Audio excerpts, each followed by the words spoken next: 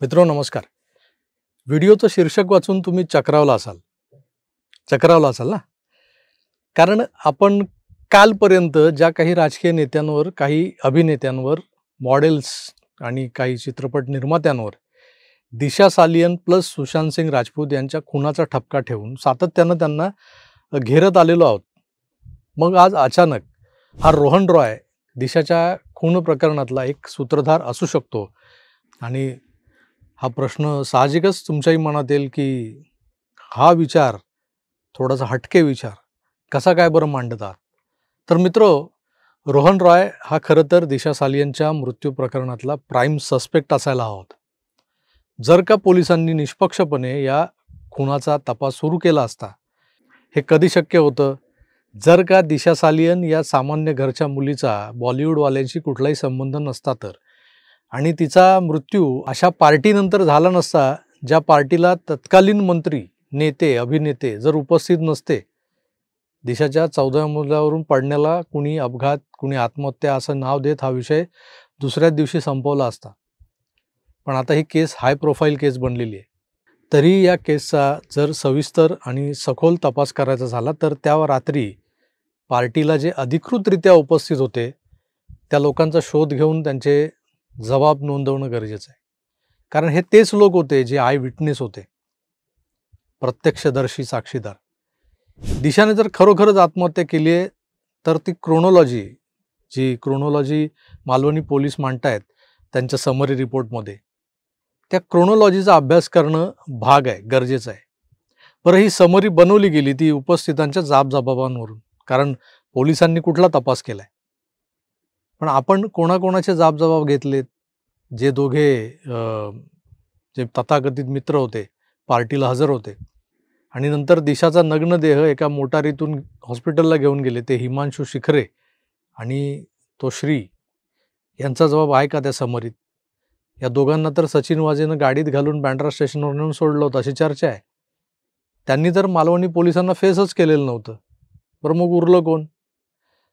मग तो कोणतरी जय अजमेरा होता, कोण अजून एक इंद्रजीत म्हणून कोण होता. ह्या सगळ्यांची नावं कधीच कुठल्याच पिक्चरमध्ये आलेली नाहीत. म्हणजे एकंदर या क्राईम सीनमध्ये कुठेच नाही आहेत. मग हे सगळं झाल्यानंतर उरलं कोण?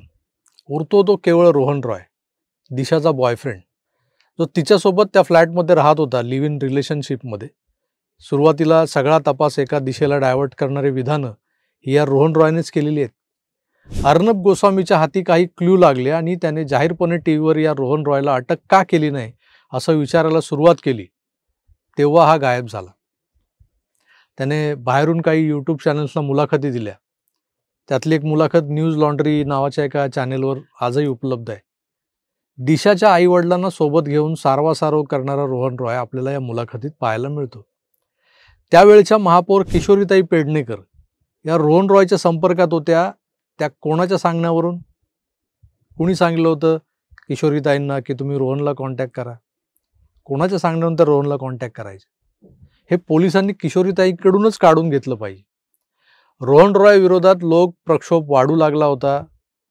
सोशल मीडियावर त्याच्या विरोधात प्रचंड कमेंट्स, पोस्ट या व्हायरल होत होत्या. याला उचलून आणा, याला उकळत्या तेलात टाका. कारण जनता त्यालाच दिशाच्या आत्महत्येस कारणीभूत असल्याचं मानून अगदी मारायला निघाली होती. हा जीवाच्या भीतीनं गायब झाला होता म्हणे. पण जर दिशाचा खून झालाय, त्याआधी तिच्यावर बलात्कार झालाय, तर त्या प्रसंगी फ्लॅटवर हजर असणारे सगळेच आरोपी असू शकतात. फक्त आदित्य ठाकरे, दिनो मोरिया, सूरज पंचोली आणि ठाकरेंचे बॉडीगार्डच नव्हे, तर हा रोहन रॉय सुद्धा त्या यादीत असायला हवा होता. मित्र, झालेलं कांड, हे जे काही कांड झालंय, हे एक रहस्य लपवण्यासाठी केलं गेलेलं कांड होतं, एवढं तर निश्चित आहे. मग ते रहस्य कोणतं? हा प्रश्न आधी सोडवला गेला तर त्या रहस्याशी जोडलेले सारेच आरोपीच्या पिंजऱ्यात येतील. आणि त्यात हा रोहन रॉय निश्चितच असायला हवा. बॉलिवूडमध्ये काम करणारे लोक हे कुठल्याही रिलेशनशिपमध्ये लॉयल नसतात. रोहन रॉय याला अपवाद नव्हता. त्याची दिशा व्यतिरिक्त इतर अनेक मुलींशी असलेली अफेअर्स हा दिशा आणि त्याच्यातला वादाचा विषय होता. त्यांच्यात भांडणं व्हायची.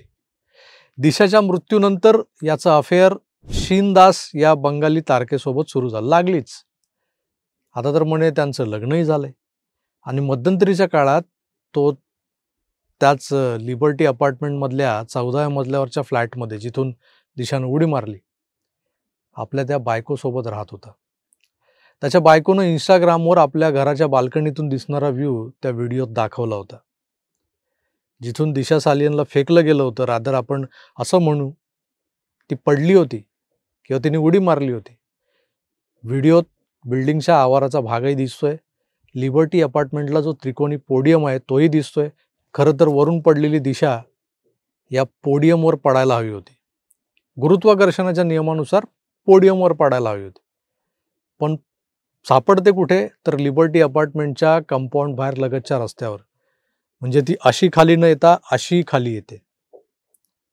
तुम्ही तो व्हिडिओ बघा. पर जब रोहन रॉय की पत्नी शीन दास का ये वीडियो हमने देखा, जिसमें वो अपने बेडरूम से खिड़की के बाहर का दर्शन करवा रही, तो इसमें तो साफ पता चल रहा है कि आप नीचे डायरेक्ट देख ही नहीं सकते हैं विंडो से।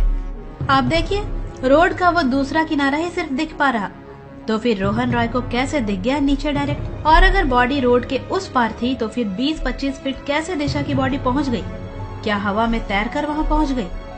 पाहिलंत मित्र, आता दिशा कशी पडली होती? नग्नावस्थेत. होय, नग्नावस्थेत. पोलिसांच्या पोस्टमॉर्टम रिपोर्टमध्ये तरी तसंच लिहिलेलं आहे, नाही का? मित्रांनो, हे परिस्थितीजन्य पुरावे आहेत, पण त्यांच्याकडे पोलिसांनीच जाणून बुजून दुर्लक्ष केलेलं आहे. एवढंच मला सांगायचं आहे यातून. दिशाचा मृत्यू नेमका कधी झाला हे तिच्या खऱ्या पोस्टमॉर्टम रिपोर्टवरूनच कळेल. कारण ती या रोहनशी भांडून आपल्या आईवडिलांकडे राहत होती. पण तिला 4 जूनला हा रोहन मालाडच्या लिबर्टी अपार्टमेंटमध्ये घेऊन आला. का, कशासाठी? दिशाला ते असं कोणतं रहस्य समजलं होतं जे तिनं सुशांतलाही सांगितलं होतं. आणि सुशांतने भोळेपणानं आपल्या गर्लफ्रेंडला रिया चक्रवर्तीला ते सांगितलं. रियानं हे रहस्य ज्यांच्याशी संबंधित होतं त्यांनाच थेट कळवून टाकलं आणि पुढे याच रहस्यावर पडदा टाकण्यासाठी दिशाचा ठरवून खून केला गेला. पुढचा नंबर अर्थात सुशांत सिंग राजपूतचा होता. पण त्याला मारण्याआधीच 8 तारखेला दिशाला मारत असताना रियाचा यातला सहभाग उघड होऊ नये म्हणून रियाने सुशांतचं घर सोडलं. त्याचा नंबर ब्लॉक केला, त्याचे फोनही घेतले नाहीत. इकडे रोहन रॉय दिशाला मालाडला का घेऊन आला हे जेव्हा मीडियाला सांगतो तेव्हा तो दरवेळेस वेगवेगळी कहाणी सांगतो. टाइम्स ऑफ इंडियाला दिलेल्या मुलाखतीचं स्क्रीनशॉट मी तुम्हाला स्क्रीनवर दाखवतोय, बघा. त्यात लिहिलंय, केरळमध्ये ती एक घटना घडली. प्रेग्नंट हत्तीनीच्या म्हणजे तिला जे केळं खायला घातली होती त्यात फटाके होते आणि ते फटाके पोटात फुटल्यानं ती मरण पावली. अतिशय हृदयद्रावक अशी घटना. आणि या घटनेनं दिशा उद्विग्न झाली होती, हळवी होती. तिची मानसिक स्थिती ठीक नाही किंवा ती मानसिकदृष्ट्या थोडीशी डिस्टर्ब झाली होती. तिला बरं वाटावं, तिच्यासह वेळ घालवता यावा म्हणून मी तिला मालाडच्या फ्लॅटवर घेऊन आलो होतो, असं रोहन सांगतो. दुसरीकडे एका मुलाखतीत सांगतो की मला एक ॲड शूट करायची होती, मला एक ॲड कॅम्पेन मिळालं होतं आणि ते आम्ही मालाडच्या फ्लॅटवर करायचं ठरवलं होतं म्हणून मी दिशाला तिकडे आणलं होतं. तर न्यूज लॉन्ड्रीच्या मुलाखतीत भलतंच काहीतरी सांगतोय. रोहनचं हे वागणं, हे कॉन्ट्राडिक्टरी त्याचे स्टेटमेंट जे आहेत, याला तुम्ही काय म्हणाल? बरं, हा किती वल्नरेबल? त्याचं आपल्या प्रेयसीबाबत किंवा त्याचं प्रेयसीवर असलेलं प्रेम, कन्सर्न काही महिन्यातच संपतो आणि तो लागलीच एका बंगाली टीव्ही ॲक्ट्रेस सोबत सूज जुळवतो आणि मग तिच्यासोबत लग्न करतो. हे न पटण्यासारखं आहे. माणसं एवढ्या लवकर मूव्ह ऑन होतात, आजच्या भाषेत सांगायचं तर. मला तर वाटतं या रोहनला कोणीतरी पुरेपूर वापरून घेतलेलं आहे. आपली पापं लपवण्यासाठी काही नराधमांनी रोहनला लालच देऊन, सत्तेचा धाक दाखवून हवा तसा वापरून घेतलेला आहे. दिशाच्या वरून पडण्यापासून ते तिचा मृतदेह हॉस्पिटलमधून ताब्यात घेऊन त्याच्यावर अंत्यसंस्कार करेपर्यंत हा रोहन पडद्यामागच्या सूत्रधारांचे हात बनून वावरत होता फील्डवर. याला सगळ्यात आधी ताब्यात घेतला गेला असता आणि प्रामाणिकपणे त्याची टायरमध्ये घालून चौकशी केली असती तर दिशाच्या हत्येचं रहस्य केव्हाच उलगडलं असतं.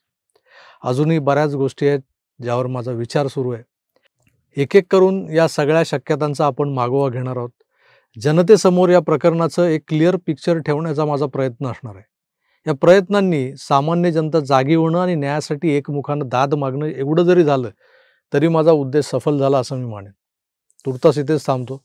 पुन्हा भेटूच, तर आपली काळजी घ्या आणि पाहत राहा आपलं आवडतं यूट्यूब चॅनल आकार DG9. धन्यवाद. नमस्कार.